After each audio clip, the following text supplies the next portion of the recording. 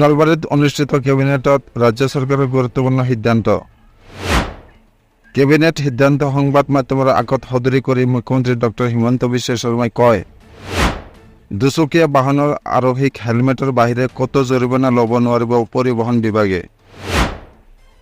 তিনিচকীয়াৰ ক্ষেত্ৰত 4বাৰতকৈ অধিক নিয়ম ভংগ কৰিলে জৰিমনা ল'ব পাৰিব। 4বাৰলৈ ৱাৰ্ণিং দিব পাৰিব পৰিবহণ বিভাগে। তাৰ পিছতো যদি আইন ভংগ কৰিয়েই থাকে 5 নম্বৰত ল'ব পাৰিব বিহিত ব্যৱস্থা। ইয়াৰ বাবে পৰিবহণ বিভাগ SOP তৈয়াৰ কৰিবলৈ জনোৱা হৈছে। মুখ্যমন্ত্ৰীয়ে লগতে কয়, বিগত 2-3 বছৰৰ এই ফাইনৰ পৰা চৰকাৰে 6-7 কোটি টকাও লাভ কৰা নাই। অৱশ্যে সুৰাপান কৰি বাহন চলালে ভৰিব লাগিব জৰিমনা। লগতে সংবাদমেলত মুখ্যমন্ত্ৰীয়ে উল্লেখ কৰিছে, ফাইন লোৱাৰ পৰিৱৰ্তে গ্ৰহণ কৰা হ'ব আইনী ব্যৱস্থা। অহা 15 দিনত পৰিবহণ বিভাগে জাৰি কৰিব SOP।